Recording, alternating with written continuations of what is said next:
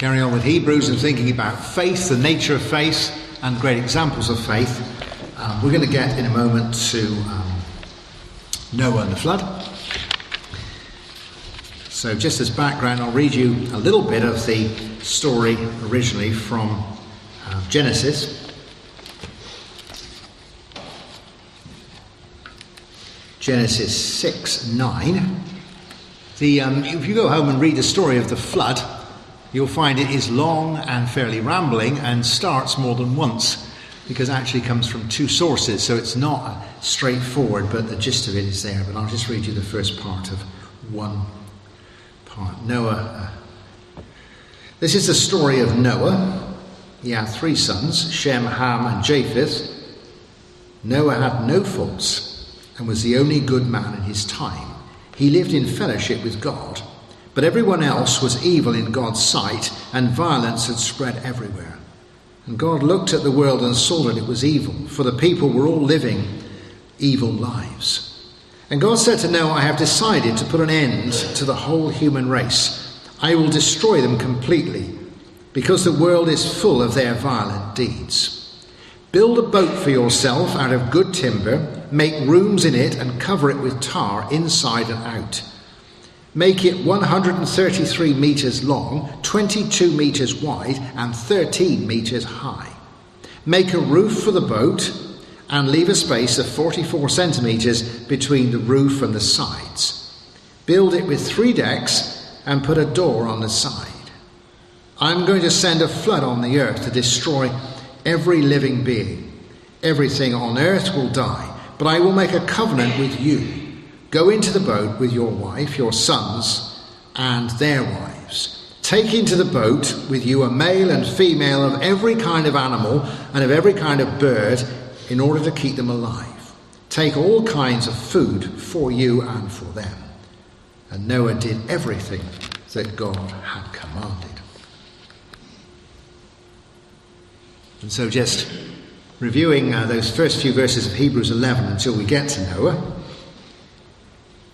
To have faith is to be sure of the things we hope for, to be certain of the things we cannot see. It was by their faith that people of ancient times won God's approval. It is by faith that we understand that the universe was created by God's word, so that what can be seen was made out of what cannot be seen. It was faith that made Abel offer to God a better sacrifice than Cain's. Through his faith he won God's approval as a righteous man, because God himself approved of his gifts. By means of his faith, Abel still speaks even though he is dead. It was faith that kept Enoch from dying. It said he was taken up to God, and nobody could find him, because God had taken him up. The scripture says that before Enoch was taken up, he had pleased God. No one can please God without faith, for whoever comes from God must have faith that God exists and rewards those who seek him. It was faith that made Noah hear God's warnings about things in the future that he could not see. He obeyed God and built a boat in which he and his family were saved. As a result, the world was condemned, and Noah received from God the righteousness that comes by faith. You all know the great story of Noah and all the great stuff that he did. I just want to put a bit of paper in the references on there. Just to recall then, to have faith is to be sure of the things we hope for, to be certain of the things we cannot see. And in all this great list of men of faith, men and women of faith that we have throughout the Hebrews from the whole of the Bible, I suppose Noah is the best example of this faith for the future. Remember I said, those of you here a month ago now, that faith is basically in an unseen spiritual world and an unseen spiritual God. But an important aspect of it is hope, Christian hope. Hope for the future, hope in what God is going to do, hope that God holds the future, that we do not see the future because it hasn't come yet. But we believe in an invisible God who holds the future in his hand, as the old song used to say, and we are confident in that. And when we look at somebody like Noah, you've got somebody here who shows us that to be a person of faith, you need a good relationship with the one in whom you trust. We read, like as with Enoch, that Noah walked with God. So he has a good relationship. He knows whom he has believed. He knows who he trusts. But he is also confident in the future. The future is going to be a flood, but at least he knows what it is.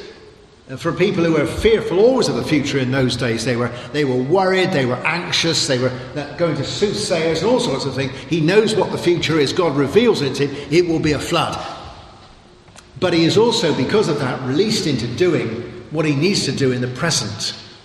To be confident and have hope in the Lord for the future means you are freed up for the present. You are not preoccupied. You do not have to do what you're supposed to be doing in the future now. In fact, you can relax and do what you're supposed to do now, and leave the future to the future. So he builds a boat. That is appropriate. You do not want to build a boat in the middle of a flood, do you? So we build the boat now because there's going to be a flood. And those things are crucial for us at the moment. If we are to be men and women of faith, we need to know in whom we believe. We have faith in Jesus before we have faith in the future. And when we have had faith in him, then we have faith in the future. And that is firm for us. And when we have faith in the future and we know he holds it in his hand, whether generally or specifically, whether he says, I'm going to do this or that, or whether we just know he holds it, then you can relax in the present and do what is appropriate to the future. Because if God, with Noah, you see, when he gives him a revelation of what's going to happen in the future, what you do now is appropriate in preparation for the future. You're not just stepping out in faith. I walk by faith. Where shall I walk? You are drawn into the future. Where shall I go? When I was in London a few weeks ago, amazing some of those office blocks that are built where they build the central core, which is probably with all the lifts in. And as it goes up, the cranes that are pulling all the stuff up to make it are actually on the bit they're building. So the cranes go up as they build it, you know. That is not walking by faith. Let's do a bit more and a bit more and a bit more. It's more like climbing a mountain in the mist. The mountain is there, but you climb it. God has the future and you move into the future in faith. You're not making it up. As those of you who know anything about pure mathematics, it's not just inventing it, it's discovering it. We move into what God is giving us, not just, well, where shall I go? What a great thing that is then to say in Noah, right? He knows the Lord, he knows the future, and he gets on with the present. That is to walk by faith. Some of you will know that I used to do trekking in Scotland with the Crusaders. I regaled you with several of my sort of heroic acts from the past, slightly elaborated.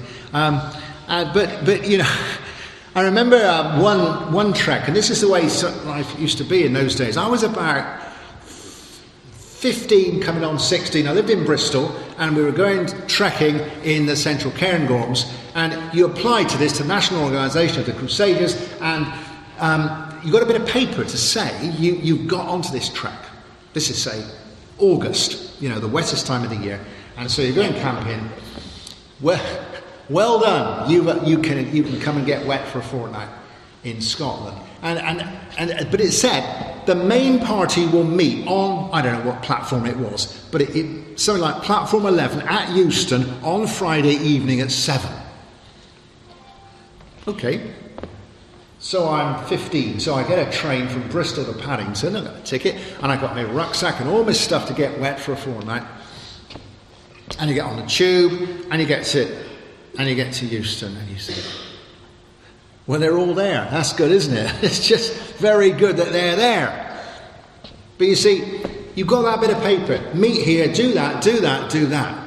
But because of the sort of people these are, because you can trust them, because you know they are men of integrity, in fact they are men of God, you know that they will be at the end of platform 11 at Euston. I'd never been to Euston before. At the end of platform 11 at Euston on a Friday night at 7 o'clock. And so you don't have to worry about it. I didn't get a cheap day return from Bristol the week before to see if they were there. You know, it would be inappropriate if they weren't there. I trust them, I go, they're there. But in the meantime, rather than taking a cheap train journey to Euston to worry about whether they're going to turn up or not, I can pack my rucksack, which is appropriate to the future. So it is with us. If we are men and women of faith in your own life, to step out in faith, know that God has it for you and holds the future for you, and you can trust him and you can get on with now, as is appropriate to the future, to prepare for it. Now, with Noah, you can see the issues that you need to walk by faith.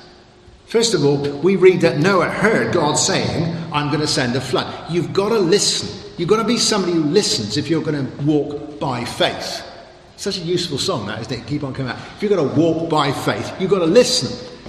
The other week I was saying that we need all the ordinary things in our lives to be filled with faith. Our meals, our jobs, all this. It all needs to be filled with faith. That is good. But if you step out in faith, that's something slightly new. You can't fill it. You've got to decide what it's going to be. I'm sure that Noah said grace in his meals, was he nice to his family, were committed this and this, but now he's going to build an ark. He hasn't built an ark before. It is a step of faith, a step beyond. So if we think that we're aiming to live our lives in faith, the lives that we have now, the step of faith will be a bit more than we have now, and you need to know where it's going to be. All of you, well, many of you will know, as I do, have met people who are strong on faith and poor on guidance. Oh, I believe, and I'm going to do this, and they do the wrong thing, and it's a disaster. I've known people to do it, I've known churches to do it, I've known organisations to do it, certainly individuals. I think the Lord is telling and there's almost a macho feeling, I've got lots of faith so I can do it, sort of thing. You don't want to build an ark because you've got lots of faith. You want to build an ark because you've been told to build an ark. And it's not just big things, I'm going to step of faith in a relationship to heal up a relationship. You need a sense that God has got this in hand, that God is guiding you to step out in faith, not speculatively, we could try this sort of thing, Or if you're going to give some more resources of time to some Christian project, you don't want to say, I think we're better do something anyway. You need a bit of guidance. Am I going to do this? Am I going to go there? Am I going to do that? Now, there's going to be some ground rules. We don't have to make up the ground rules. We know what the Bible has got to say about what is good and true and pure and that sort of thing. But in a specific sense, we need faith for this, to hear. We need faith. Because it says of Noah, he walked, as Enoch did, with God. When you're close to God, you can hear him. It's not just that you've got to hear what he wants and then have lots of faith to do it. You have to have faith to hear it before you do it. We need to be close to Jesus. Too often I say, I can't hear what God is saying because I'm such a long way away with my sin and my wandering off and talking loudly, and I don't hear him.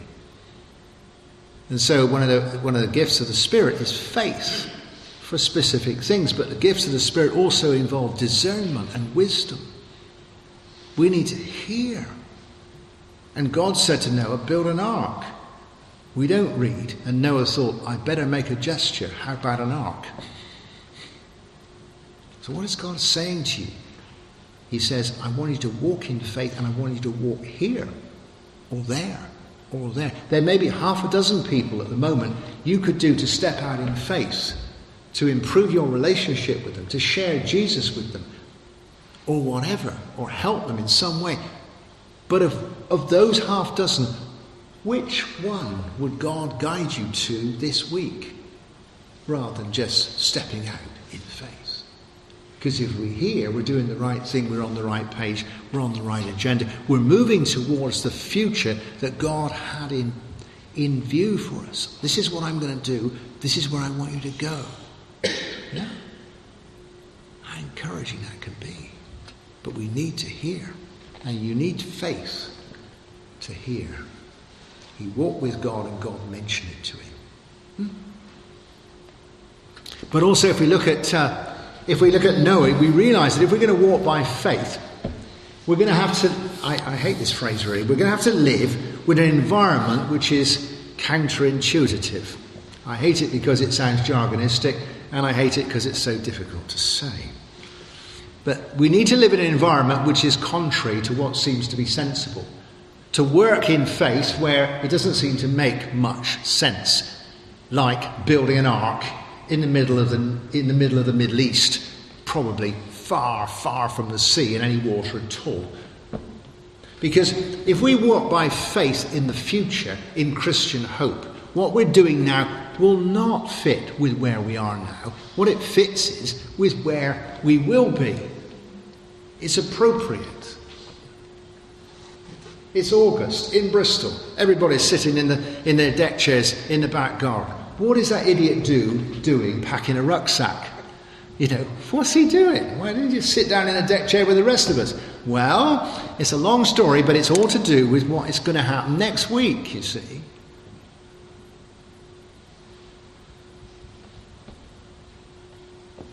And I think when Noah starts with this contrary sense, this being out of step, with being counterintuitive, he could really do with a little shower to encourage him, couldn't he? Do you know what I mean? He could do with a shower. I mean, dear old Elijah, at least he got a cloud no bigger than a man's hand, but at least it's a start, isn't it? You know, with the rain's going to come. But there's no evidence of that at all. When we pray, Lord, we pray that our church would grow. Everybody's encouraged when one new person turns up. It's not a revival, but it's just a beginning. You know, when you're looking, Lord, I feel guided. I want to step out in faith and make peace with somebody. Well, one slight softening from that person, one smile makes all the difference. We're on the way.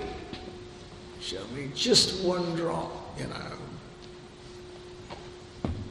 Say on Thursday morning, was it Thursday morning when there was snow in the rest of the world? Say I was driving to the Midlands. I got out the front, got the car out the front, opened the back, and started putting things like Wellington boots, a shovel, a tow rope, hot soup, sleeping bags into the back of the car. And people thought, "What are you doing that for?" But interestingly, opposite, as I did come out on Thursday morning, opposite me in the road next to the doctor's surgery was a car with 3 inches of snow on the roof, who presumably come from Camborne.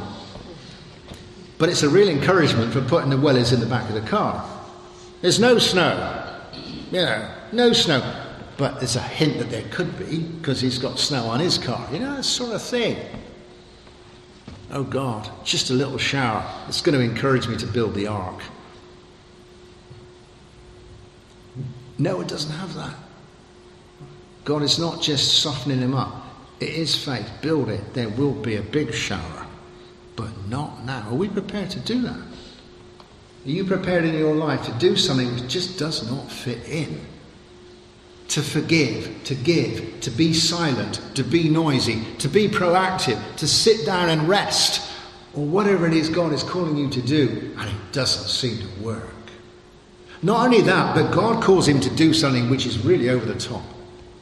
Again, if we go back to, say, Noah, and God has said to Noah, "Noah, you're a good guy, I'm pleased with you. Next week, I want you to get the whole family together and out in the back garden have a big barbecue." And Noah says, "Well, when shall I have it? It's a bit showery, it's the spring, April, it's showery." He says, "Don't worry, it won't rain next week." Now, if I'd been Noah, I thought, it's a good chance it won't rain next week. I know God's saying it, but it's still a goer, isn't it? You know, I think, it might rain, it might not. But it's not the same as building an ark, is it? You know? I want you to be nicer to people this week. Well, okay, perhaps I could be, you know, sort of thing. I weigh things up and say, how much faith does this need? Is it a possibility? Is it a goer? Could we have a go at this? You know, I need faith, but it seems to be practical anyway. It's a good chance, sort of thing. You know? That's why it's easier to pray if we had, like a picnic in Penlee Park, right? We tend not to have a picnic in Penlee Park in February and pray hard. All right? We have it in August and pray fairly hard. Yeah. Lord, I want to build a house. I don't want to build an ark. But that faith, there's nothing small in this, is it? Just a word to somebody, a prayer for somebody, or something you did, or something you believed, or something you volunteered for. There's no such thing as a small step of faith. They're all equally radical. The first bit of gopher wood is difficult. It's not just the ark, you know? And I think really, I've often thought, you see these cartoons of cartoon films and films of building the ark. You think it's so counterintuitive. It says, who wants to talk about water and floods and boats in the Middle East, where it's dirty and dusty and, you know, sort of dirty ground and I sit down and it's anything but wet, is it? So much of it might be very beautiful, might be very distinctive, but it's not wet.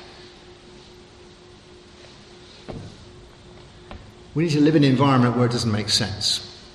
Where I'm going to forgive. Why are you doing that? I'm going to be gentle. You don't want to do that. I'm going to step out of it. I'm going to believe this. Why are you doing it? It doesn't fit in at all. God, it's completely against the grain. And then just coming back to James, he builds the boat, doesn't he? If we are going to live by faith, it's not just a matter of having more faith. Faith without works is dead. Noah does not have just a new theoretical view of the future. He hasn't just sorted his faith out. Now I believe there'll be a flood. Well, that's interesting, isn't it? It's an interesting view of the future, you know? Like those of you in the second coming can argue about premillennialism and postmillennialism. It's very interesting, isn't it? But you're not doing anything about it. He doesn't live by faith. He builds the boat. And you and I, if we are going to take a step of faith, it's not just faith, it's a step. You take it or you don't take it. It's not just a matter of opinion. God says build the boat, not change your mind. And as with Noah, you'll find that when you take a little step of faith, it's not just a jump. You may need to start something new in your life at the moment, but it will take time. You don't suddenly have a boat. Right. I'm building an Airfix kit, which is not exactly the same as an ark, all right? But you can't build it all at once. Once you've decided to build, you build the bottom and you put the wheels on, and then it dries and you put the side on, put all the wiggly bits on, the bit that doesn't fit, the bit you've lost, and all you put it together. It takes several days, if not weeks, to build this thing. I've decided to build this thing. Yeah, but having made a decision, it takes time. What are you building? Are you building a boat?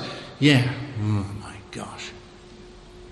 And many things you'll be committed to, and you think, I'm walking by faith. I didn't just step by faith. How did I get into this? How did I get into this? This is not working out well. Can you imagine all the comments of somebody, of all the people around when he's building this boat in the desert? All the encouraging comments. All the friendly comments about seeking a psychiatrist.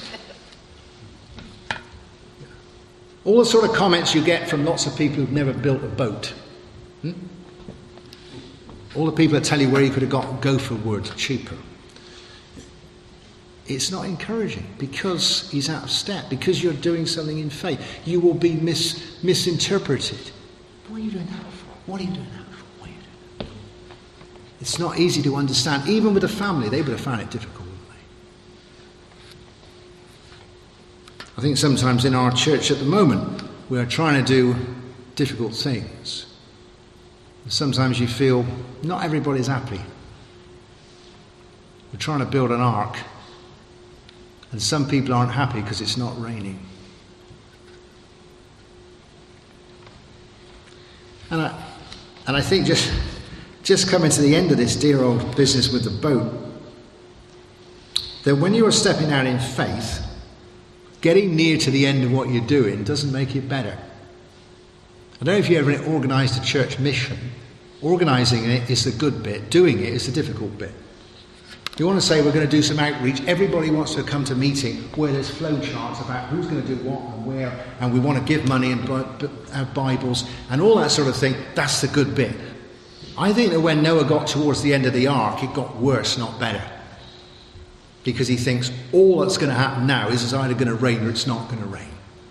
Those of you who've gone through periods of treatment and pills and all sorts of stuff, you don't like it. But in some respects, you don't want it to end, because when it's ended, you'll know whether it's worked or not.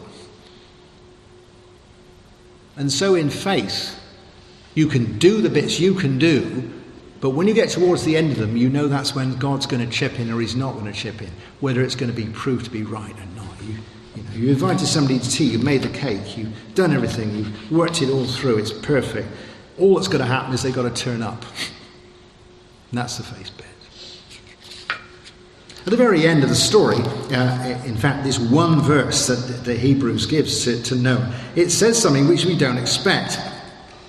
As a result, the world was condemned, and Noah received from God the righteousness that comes by faith. The last bit is fine. We know that if we seek to do God's will, if we walk by faith, we make breakthroughs.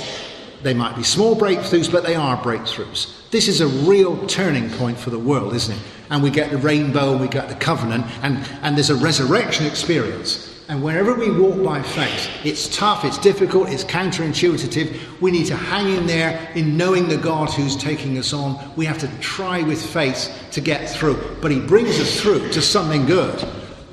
But in doing so, there are knock-on effects. He built a boat for the saving of his whole family. Your steps of faith will not just be for you. They will be for this community, and they will be for your children's children. He built a boat for the saving of his family. There is a big knock-on effect here. In fact, Noah did it for the saving of the world. We would not be here without him.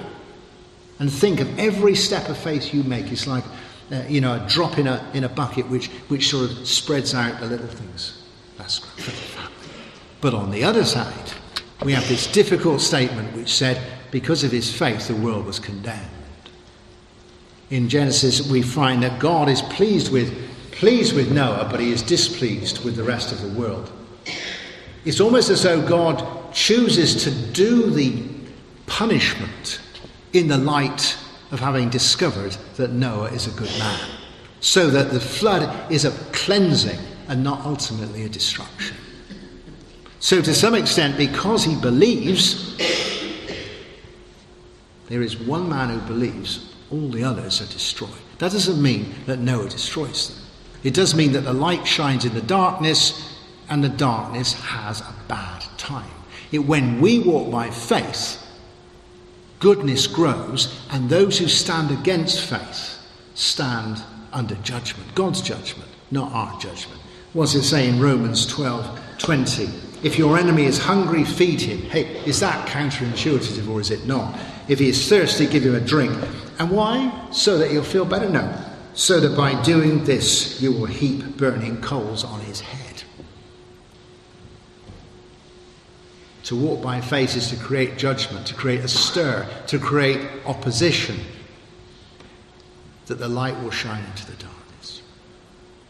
So, this morning, you don't have to build an ark, but let us just take a step in faith. Find a step of faith that you can take this week. Say, Lord, I need to hear from you, a bit of guidance in a relationship, in the money, in time, in the job, in whatever it is. I will step out in faith. I will believe you, although it doesn't look any sense at all at the moment, because I know that you hold my future. I know that I step in faith into that future that you draw me towards. And this will have profound implications, not just for me, but for the people around me and for the future.